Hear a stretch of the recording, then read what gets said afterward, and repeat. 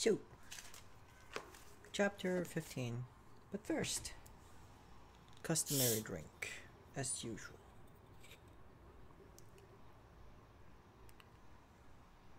I'm just gonna check how long this is. Hopefully it's not too long.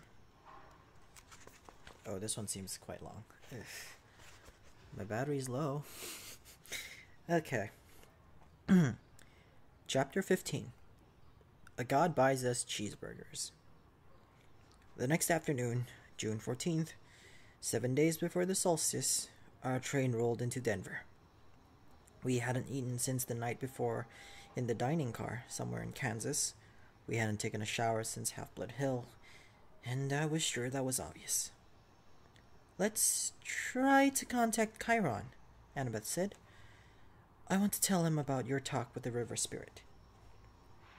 "We can't use phones, right?" "I'm not talking about phones."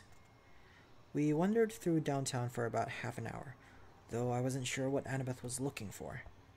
The air was dry and hot, which felt weird after the humidity of St. Louis. Everywhere we turned, the Rocky Mountains seemed to be staring at me, like a tidal wave about to crash into the city. Finally, we found an empty do-it-yourself car wash. We veered toward the stall farthest from the street, keeping our eyes open for patrol cars. We were three adolescents hanging out at a car wash without a car. Any cop worth his donuts would figure we were up to no good. "What exactly are we doing?" I asked, as Grover took out the spray gun. "It's 75 cents. "It's 75 cents, he grumbled. "I've only got 2 quarters left."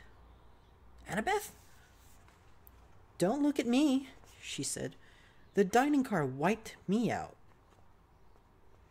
I fished out my last bit of change and passed Grover a quarter, which left me 2 nickels and 1 drachma from Medusa's place.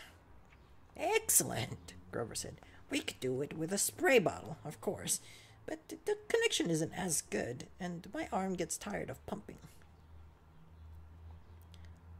"What are you talking about?" He fed in the quarters and set the knob to fine mist. IMing. Instant messaging?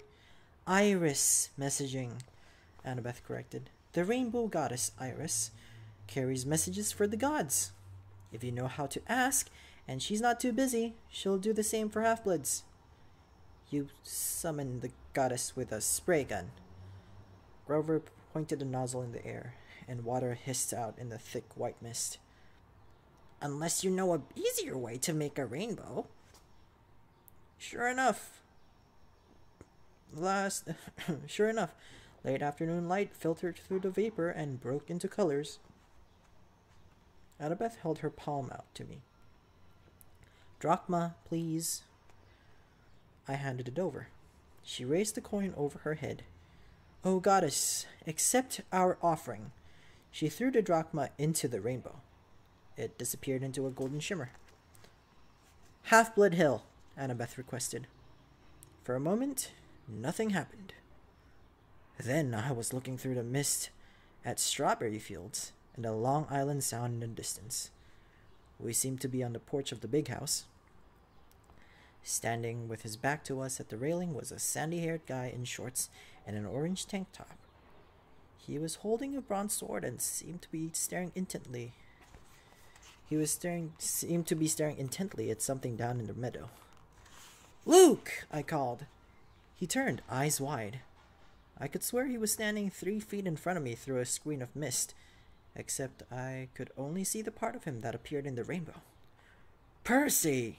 His scarred face broke into a grin. "Is that Annabeth too?"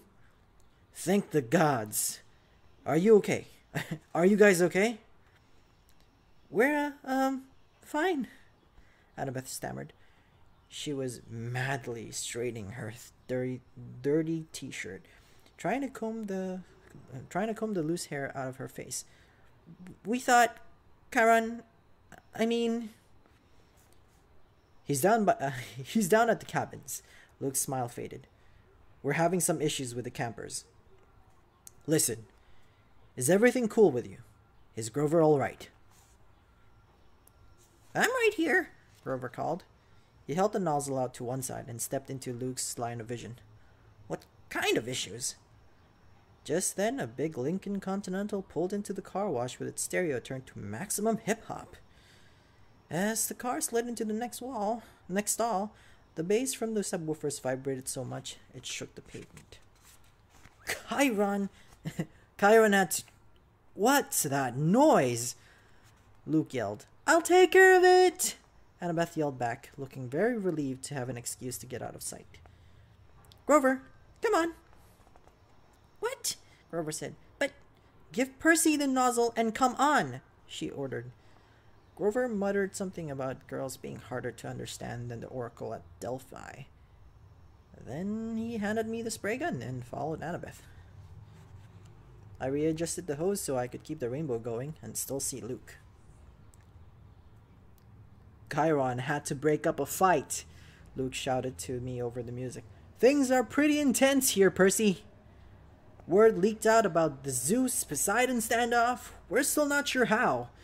Probably the same scumbag who summoned the Hellhound. Now, the campers are starting to take sides. It's shaping up like the Trojan War all over again.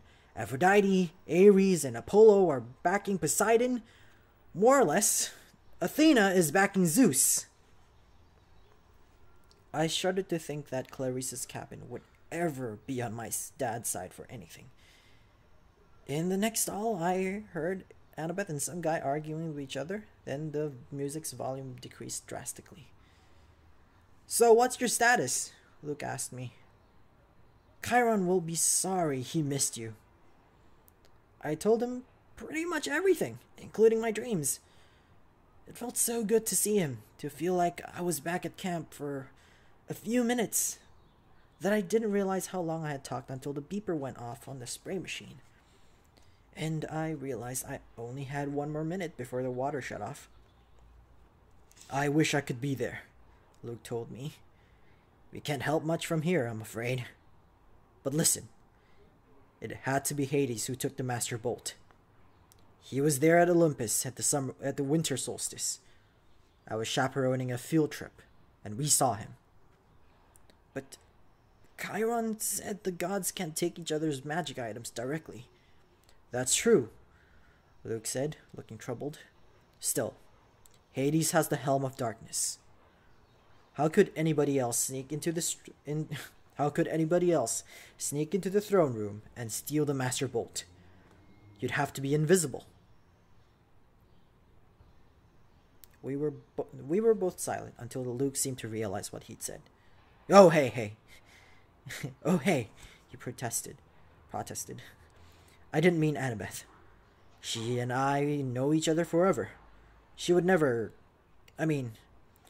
she's like a little sister to me. I wondered if Annabeth would like the description.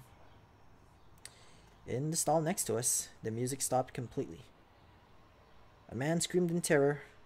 Car door slammed, and the Lincoln peeled out of the car wash. You'd better go see what that was, Luke said. Listen, are you wearing the flying shoes? I'll feel better if I know they've done you some good. Oh, yeah. I tried not to sound like a guilty liar. Yeah, they've come in handy. Really? He grinned. They fit and everything? The water shut off. The mist started to evaporate. Well, take care of yourself out of there in Denver.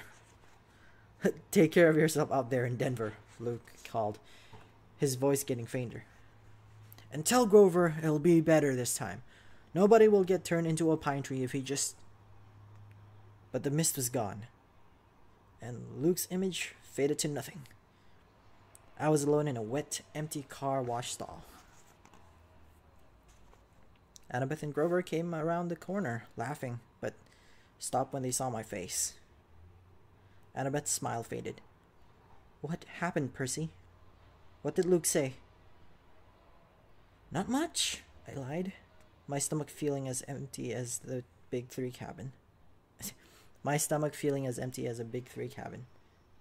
Come on, let's find some dinner.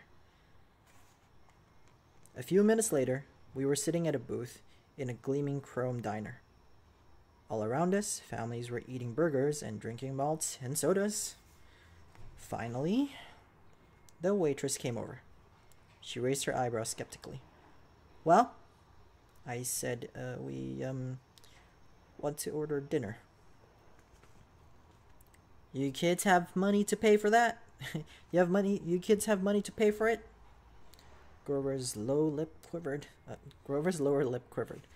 I was afraid he would start bleeding, or worse, start eating the linoleum. Linoleum? Annabeth looked ready to pass out from hunger. I was trying to think up a sob story for the waitress when a rumble shook the whole building. A motorcycle the size of a baby elephant had pulled up to the curb. All conversation in the diner stopped. The motorcycle's headlight glared red. Its gas tank had flames painted on it, and a shotgun holster riveted to the either side, complete with shotguns. The seat was leather, but leather that looked like, well, Caucasian human skin. The guy on the bike would have made pro wrestlers run for mama. He was dressed in a red muscle shirt and black jeans and a black leather duster with a hunting knife strapped to his thigh. He wore red wraparound shades, and he had the cruelest, most brutal face I'd ever seen. Handsome, I guess, but wicked, with an oily black crew cut and cheeks that were scarred from many, many fights. The weird thing was, I felt like I'd seen his face somewhere before. As he walked into the diner, a hot, dry wind blew through the place. All the people rose as if they were hypnotized, but the biker waved his hand dismissively and they all sat down again. Everybody went back to their conversations. The waitress blinked, as if somebody had just pressed the rewind button on her brain. She asked us again, "You kids have money to pay for it?" The biker said, "It's on me." He slid into our booth, which is way too small for him, and crowded Annabeth against the window. He looked up at the waitress, who was gaping at him, and said, "Are you still here?" He pointed at her, and she stiffened. She turned as if she'd been spun around, then marched back towards the kitchen. The biker looked at me. I couldn't see his eyes behind the red shades, but bad feelings started boiling in my stomach. Anger, resentment, bitterness. I wanted to hit a wall. I wanted to pick a fight with somebody. Who did this guy think he was? He gave me a wicked grin. So, you're old seaweed kids. You're old seaweeds kid, huh? I should have been surprised or scared, but instead I felt like I was looking at my stepdad, Gabe. I wanted to rip this guy's head off.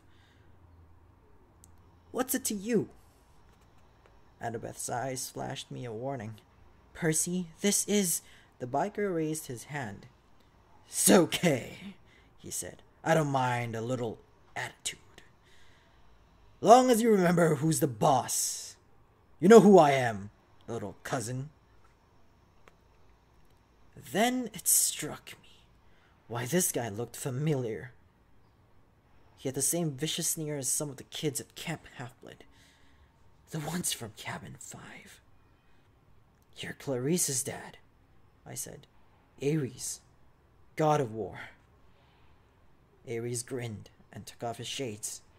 Where his eyes should have been, there was only fire, empty sockets glowing with miniature nuclear explosions. "That's right, punk. I heard you broke Clarice's spear." "She was asking for it." "Probably. That's cool. I don't fight, my kids fight, you know." what I'm here for? I heard you were in town. I got a little proposition for you. The waitress came back with heaping trays of food. Cheeseburgers, fries, onion rings, and chocolate shakes. Aries handed her a few gold drachmas. She looked nervously at the coins. But these aren't... Aries pulled out his huge knife and started cleaning his fingernails. Problems, sweetheart. The waitress swallowed and then left with the gold. You can't do that, I told Aries. You can't just threaten people with a knife. Aries laughed. Are you kidding? I love this country. Best place in Sparta. Don't you carry a weapon, punk? You should. Dangerous world out there. Which brings me to my proposition. I need you to do me a favor.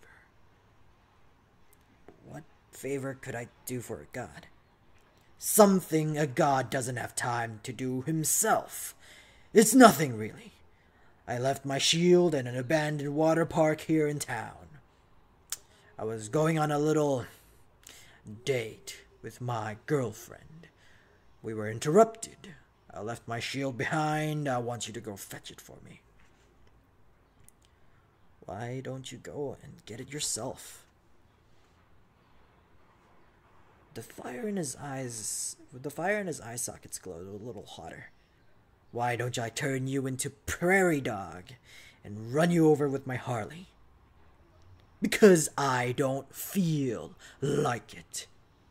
A god is giving you an opportunity to prove yourself, Percy Jackson. Will you prove yourself a coward? He leaned forward. Or maybe you only fight when there's a river to dive into, so your daddy can protect you. I wanted to punch this guy, but somehow I knew he was waiting for it. Ares' power was causing my anger. He'd love it if I attacked. I didn't want to give him the satisfaction. We're not interested, I said. We've already got a quest. Ares' fiery eyes made me see things I didn't want to see. Blood and smoke and corpses on the battlefield. I know all about your quest, punk. When that item was first stolen, Zeus sent his best out to look for it. Apollo, Athena, Artemis, and me, naturally. If I couldn't sniff out a weapon that powerful, he licked his lips, as if the very thought of the master bolt made him hungry. Well, if I couldn't find it, you got no hope. Nevertheless, I'm trying to give you the benefit of the doubt. Your dad and I go way back. After all, I'm the one who told him my suspicions about old corpse breath. You told him Hades stole the bolt? Sure. Framing somebody to start a war. Oldest trick in the book. I recognized it immediately. In a way, you got me to thank for your little quest. Thanks, I grumbled. Hey, I'm a generous guy. Just do my little job, and I'll help you on your way. I'll arrange a ride west for you and your friends. We're doing fine on our own. Yeah, right. No money, no wheels, no clue what you're up against. Help me out, and maybe I'll tell you something you need to know. Something about your mom. My mom? He grinned. That got your attention. The water park is a mile west of Delancey. You can't miss it.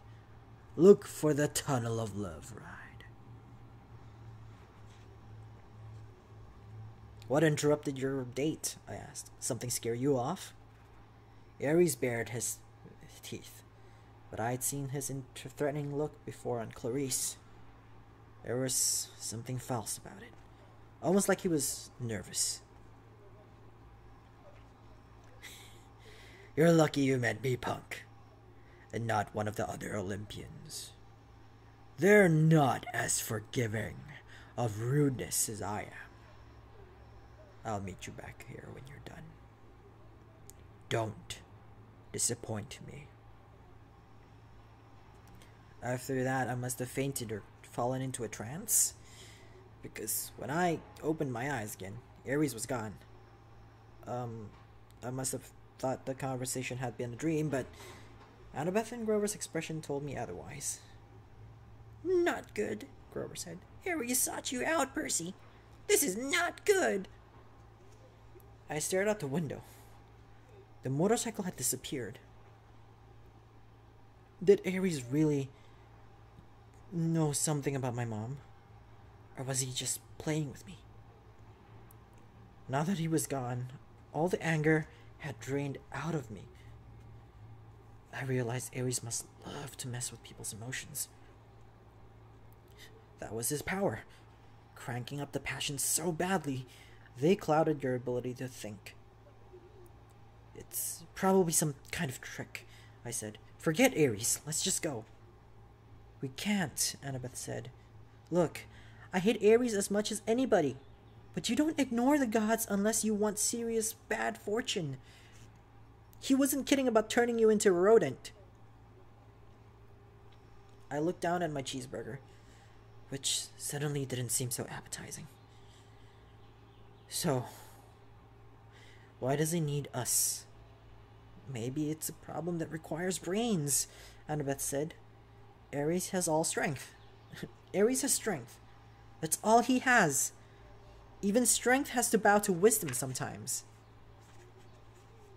But this water park, he acted almost scared. What would make a war god run away like that? Annabeth and Grover glanced nervously at each other. Annabeth said, I'm afraid we have to find out. Wow, that's a little bit more there. I only have 7 minutes on this camera for the time being. The sun was sinking behind the mountains by the time we found the water park. Judging from the sign, it once had been called Waterland. But now some of the letters were smashed out, so it read Watrad. The main gate was padlocked and topped with barbed wire. Inside, huge dry water slides, tubes, and pipes curled everywhere, leading to empty pools. Old tickets and advertisements fluttered around the asphalt.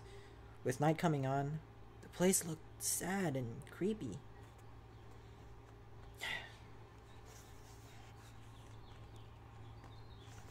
If Ares brings his girlfriend here for a date, I said, staring up at the barbed wire, I'd hate to see what she looks like. Percy, Annabeth warned. Be more respectful. Why? I thought you hated Ares. He's still a god, and his girlfriend is very temperamental. You don't want to insult her looks, Grover added. Who is she? Echidna? No, Aphrodite, Grover said, a little dreamily. Goddess of love. I thought she was married to somebody, I said. Hephaestus? What's your point? What's your point? He asked. Oh, I suddenly felt the need to change the subject. So, how do we get in? Maya! Grover's shoes sprouted wings. He flew over the fence, did an unintended somersault in midair, then stumbled to a landing on the opposite side. He dusted off his jeans as if he'd planned the whole thing. You guys coming? Annabeth and I had to climb the old-fashioned way, holding down the barbed wire for each other as we crawled over the top. Whew. The shadows grew long as we walked through the park, checking out the attractions. There was Ankle Biter Island, Head Over Wedgie, And dude, where's my swimsuit? No monsters came to get us. Nothing made the slightest noise. We found a souvenir shop that had been left open. Merchandise still lined the shelves. Snow globes, pencils, postcards, and racks of clothes. Annabeth said, "Fresh clothes!" "Yeah," I said, "but you can't just watch me." She snatched an entire row of stuff off the racks and disappeared into the changing room. A few minutes later, she came out in Waterland flower print shorts, a big red Waterland t-shirt, and commemorative Waterland surf shoes. A Waterland backpack was slung over her shoulder and obviously stuffed with more goodies. What the heck? Grover shrugged. Soon all of us were decked out like walking advertisements for the defunct theme park. We continued searching for the Tunnel of Love. I got the feeling that the whole park was holding its breath. "So, Ares and Aphrodite," I said, to keep my mind off the growing dark. "They have a thing going." "That's old gossip, Percy," Annabeth told me. 3,000-year-old gossip. "What about Aphrodite's husband?" "Well, you know," she said. "Hephaestus, the blacksmith. He was crippled when he was a baby, thrown off Mount Olympus by Zeus, so he isn't exactly handsome. Clever with his hands and all, but Aphrodite isn't into brains and talent, you know. She likes bikers. Whatever." "Hephaestus knows?" "Oh, sure," Annabeth said.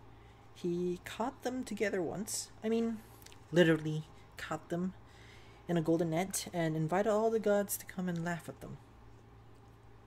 Hephaestus is always trying to embarrass them. That's why they meet in out-of-the-way places like..." She stopped and looked straight ahead.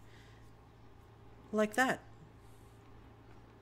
In front of us was an empty pool that would have been awesome for skateboarding. It was at least 50 yards across and shaped like a bowl. Around the rim, a dozen bronze statues of Cupid stood guard with wings spread and bows ready to fire. On the opposite side from us, a tunnel opened up, probably where the water flowed into when the pool was full. The pool was full. The sign above it read, "Thrill Ride a Love. This is not your parents' tunnel of love." Grover crept toward the edge. "Guys, look!" Marooned at the bottom of the pool was a pink and white two-seater boat with a canopy over the top, and little hearts painted all over it. In the left seat, glinting in the fading light, was Ares' shield, a polished circle of bronze. "This is too easy," I said. "So we just walk down there and get it?" Annabeth ran her fingers across the base of the nearest Cupid statue. "There's a Greek letter carved here," she said. "Eta. I wonder..." "Grover," I said, "you smell any monsters?" He sniffed the wind. "Nothing." "Nothing? Nothing like in the arch and you didn't smell echidna? Nothing? Or really nothing?" Grover looked hurt. "I told you, that was underground." "Okay, I'm sorry." I took a deep breath. "I'm going down there." "I'll go with you." Grover didn't sound too enthusiastic, but I got the feeling he was trying to make up for what had happened in St. Louis. "No," I told him. "I want you to stay up top with the flying shoes. You're the Red Baron, a flying ace, remember? I'll be counting on you for backup in case something goes wrong." Grover puffed up his chest a little. "Sure, but what could go wrong?" "I don't know, just feeling. Annabeth, come with me." "Are you kidding?"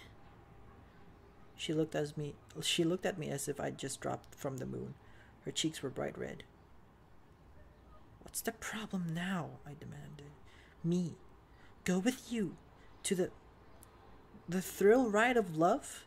How embarrassing is that? What if somebody saw me? Who's going to see you? But my face was burning now, too. Leave it to a girl to make everything complicated. Fine. I told her. I'll do it myself. But when I started down the side of the pool, she followed me, muttering about how boys always mess things up.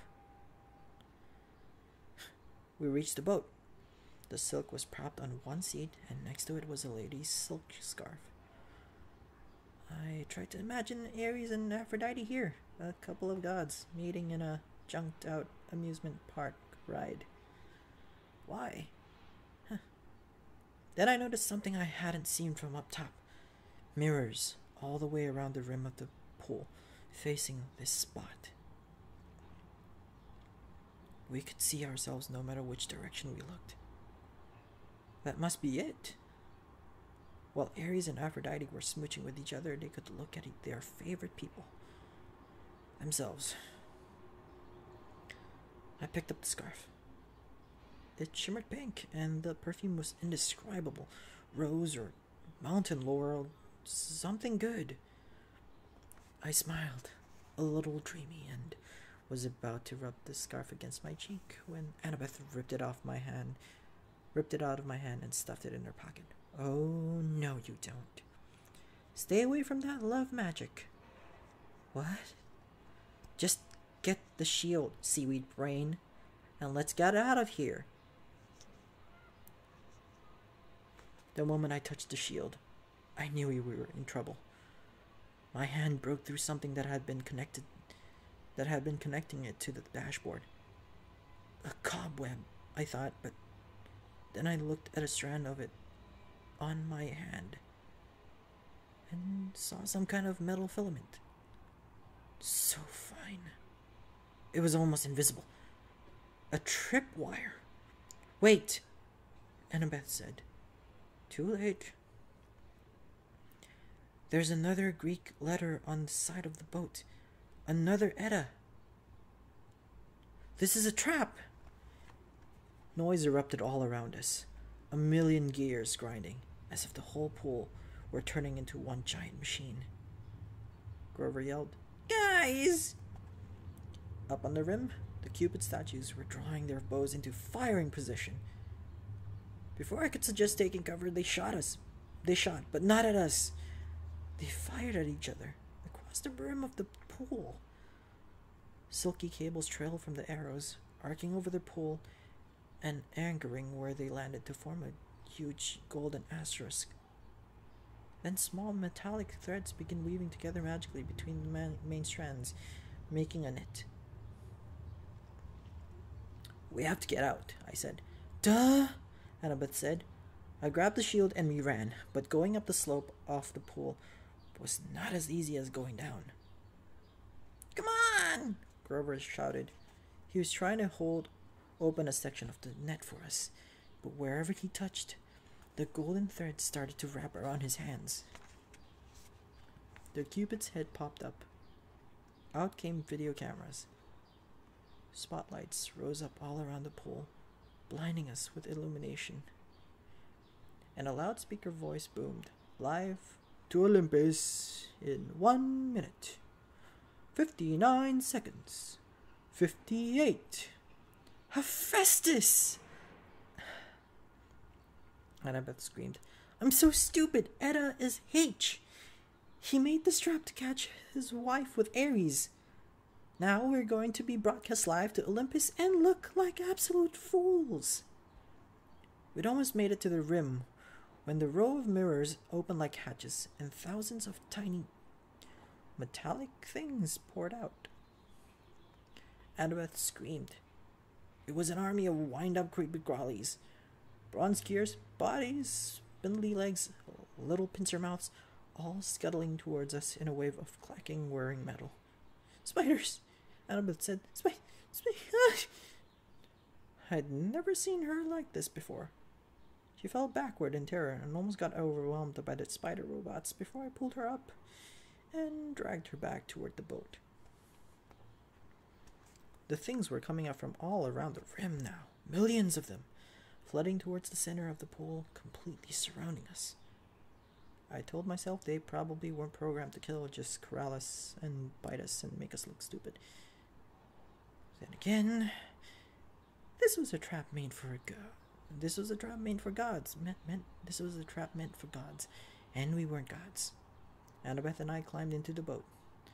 I started kicking away the spiders as they swarmed aboard. I yelled at Annabeth to help me, but she was too paralyzed to do much more than scream. 30, 29, called the loudspeaker. The spider started spitting out strands of metal web, trying to tie us down. The strands were easy enough to break at first, but there were so many of them, and the spiders just kept coming. I kicked one away from Annabeth's leg, and its pincers took a chunk out of my new surf shoe.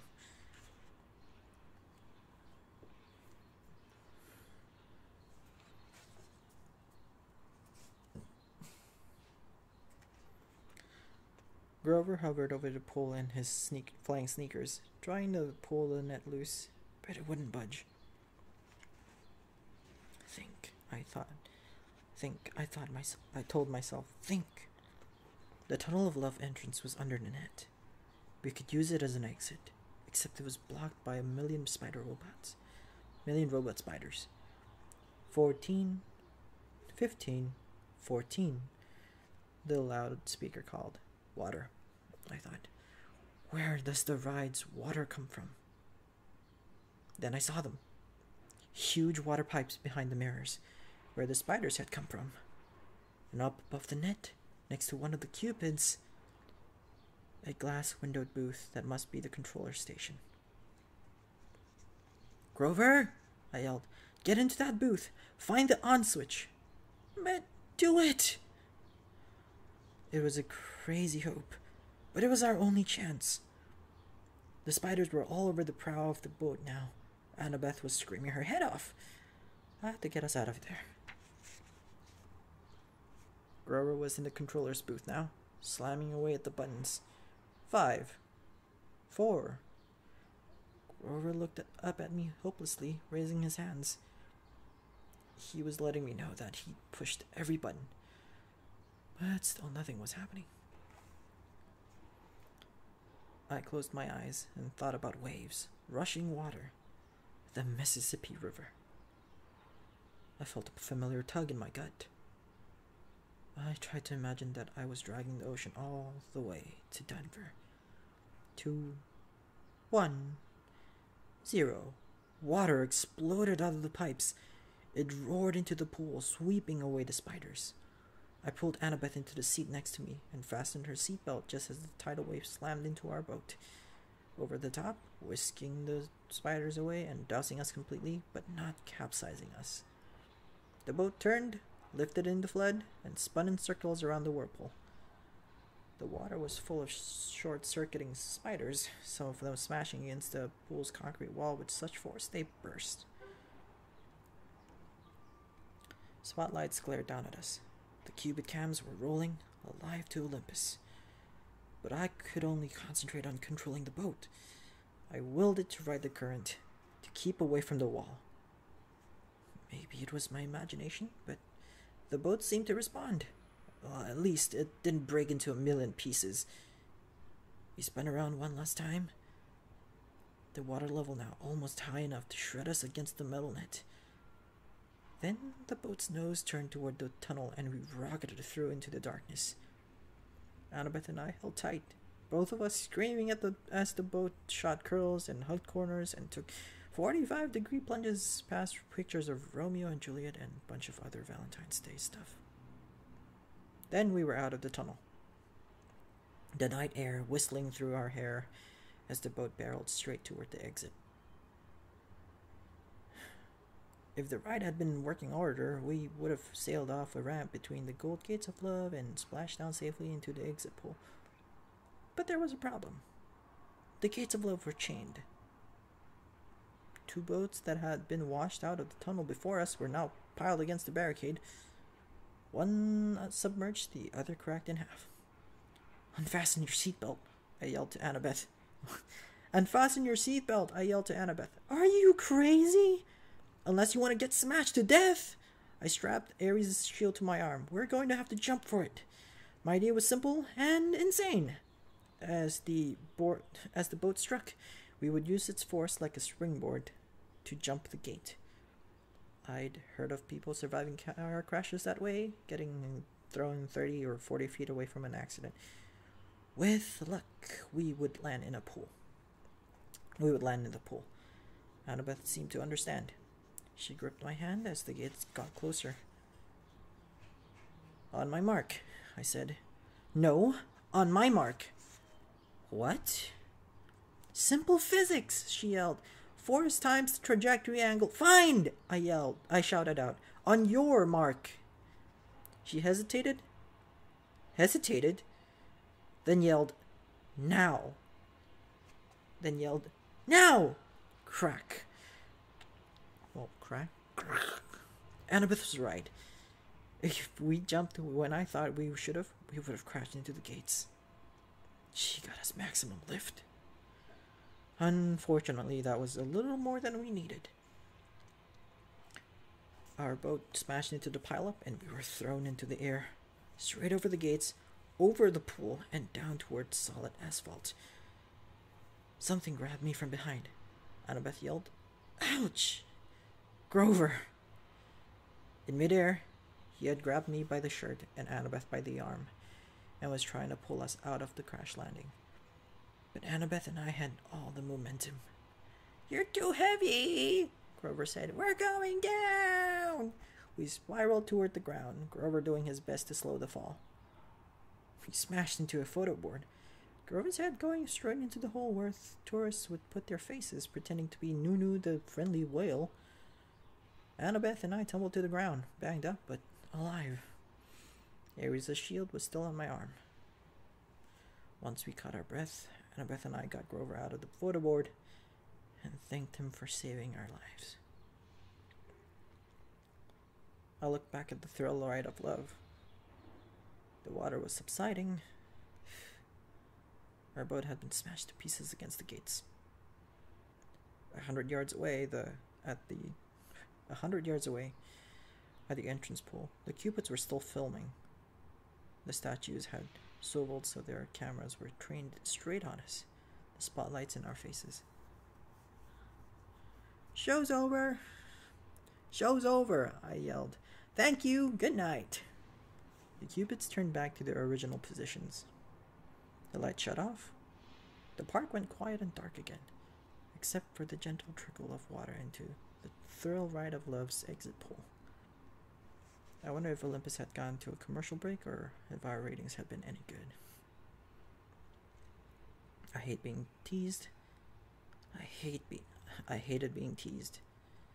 I hated being tricked. And I had plenty of experience handling bullies who'd like to do that stuff to me. I hefted the shield on my arm and turned to my friends. We need to have a little talk with Ares.